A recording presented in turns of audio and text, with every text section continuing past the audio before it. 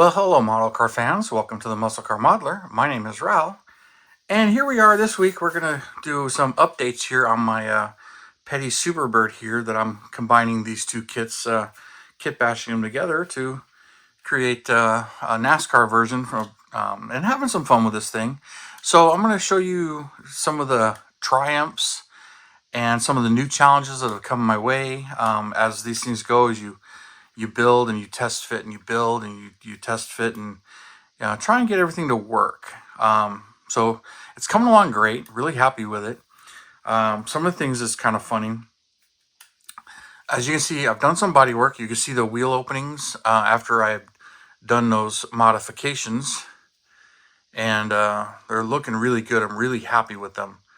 And then the rear here, got another layer of primer on here, and that bumper, which I've shown you before, that bumper came out nice. And working on the back here, got the vent. Some people brought that up. I kind of like it right there. It's not permanently glued. It's just white glued in place, so you can see that. But the marker lights, all the body work's been done here. This wheel is really moved forward. I can move it back, but it's pushing it down. There's a reason for that, but I'll show you that here in a second. But I had to do some more modifications to it. But everything's fitting in the interior. And then, of course, this front as well. Now, this tire is a little bit lower, but it's pushing it in. And then you can see the bodywork here. I've decided that we're going to leave this nose alone like this. And then I'll glue the spoiler on. But here's the underside. Let's drop this hood here for a second. So here's where I am on the underside of it. Been cleaning this up here and got some spacing. You can see it's a little tight on this side, and then this thing is twisting a little bit, so I need to move this over a little bit, which is also why this wheel is hitting that fender and tilting in a little bit, and this side has some clearance. And but as far as front and rear spacing, it's nice. I did take some styrene and I cut it. I'm going to be gluing this in here to shape. But I've also decided that this lip right here, I'm going to sand that off, make it flush, do a little bit of the body work right here, flush that out, and this will be a new rail hanging down a little bit like that rail was. So that's how I'm going to do that. I temporarily glued the axle in place, but it's kind of pushing it forward and pushing it down. There are some blocks right here to space it down. Salvinos JR gives you 3 blocks in the instructions for this version. They tell you to use 2 of them. It pushes the tire almost completely against the wheel, but I had to hog it out because it makes a turn and goes this way, and it was visible. So I was looking at ways to remove it. Instead, I just cut it and put in another wheel well from another parts kit. So I was re-radiusing that a little bit.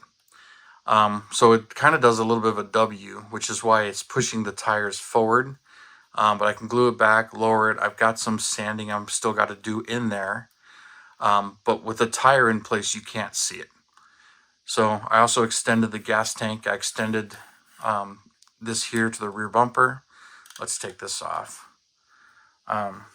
So I have extended all of that and got that and made a bigger gas tank so it looks a bit more proportionate. So I'm cleaning all this stuff up. Another thing I did do also is here's the radiator shroud. I extended the front of it as well, right there, to go up right up against the nose and everything. And it fits under the hood, which I'm really happy with. So it's fitting under that. So everything is fitting under the hood and the suspension. I could lower this a little bit in the front if I wanted to, but I like the way it looks and it kind of matches this picture here. Rear should be maybe a little bit lower, but it's also at speed in the corner in this picture. But I understand there was a little bit of, the nose came down a little bit more and the rear wanted to come up. But I'm liking how the chassis is sitting in this thing. This isn't really glued. This wheel's falling off, but that's okay. But so I've got a little bit of squaring up and cleaning up to do on this stuff. But yeah, it's one of those, I keep changing and getting some of the chassis to fit, and something else pops up and comes up. So to take this apart here, I'll just pull some of this off. So I'll just start taking it apart. Here we go. This is not the greatest glue here, but this is just the white glue. Here we go. Got it to let go. Let's set this down for a second. So you can see the 2 prongs there. That's where it's supposed to rest.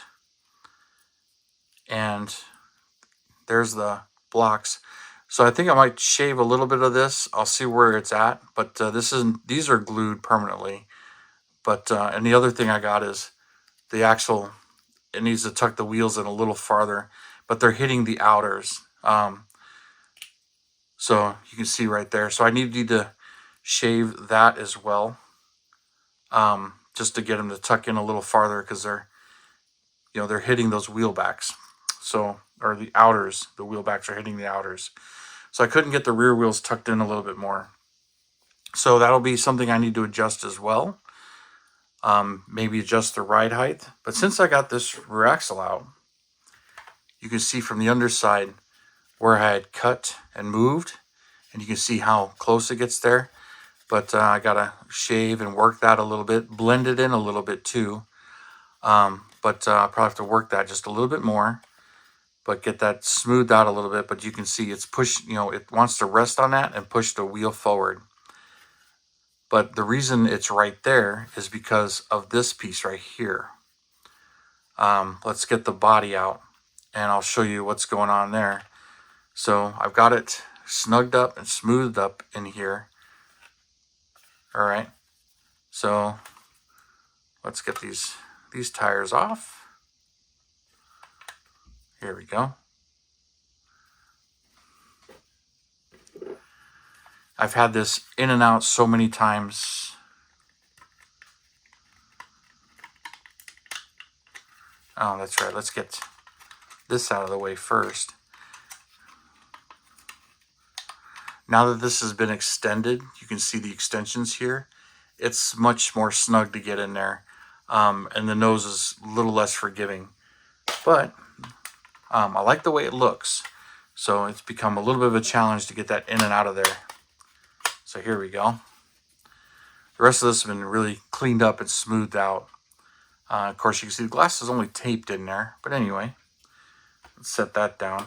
And then my shelving here, that is what the hood rests on. Just to give that something to do and a shelf to sit on. So took all that off. Oh, and doing the body work. You're focusing on certain areas. I completely forgot to fill that in on a cowl. Sanded the wipers off for the most part. So the wipers are gone, but I completely forgot to fill that in and make that disappear. Because a lot of this was just flat out sheet metal, which is why there's no seam here. I had a few ask. And some of the things, I understand they painted it, but there was no separate nose cone. It was all sheet metal, just blending it all in. So, really like the way this is coming out. The body is virtually ready for the paint and stuff, but just making sure everything on this fits. So this I'm going to glue on the side here to square it up, and I'll cut it and sand it, but it's pretty flush. I didn't use this to cut it, but I can use this as kind of a gauge to see how flat it is. And I got 2 of them. But that's just from my sheet of styrene here. Just ran a couple of, that's what I do basically to do that. Take my ruler, hold it real tight, and make like 1 light pass and 2 heavy passes to get enough of a groove, and then I just break it off. And then maybe sand a little bit of it. Comes out real nice when you do a long section like that. So anyway, I got to get those pieces in there, clean this up a little bit, finish some of this stuff.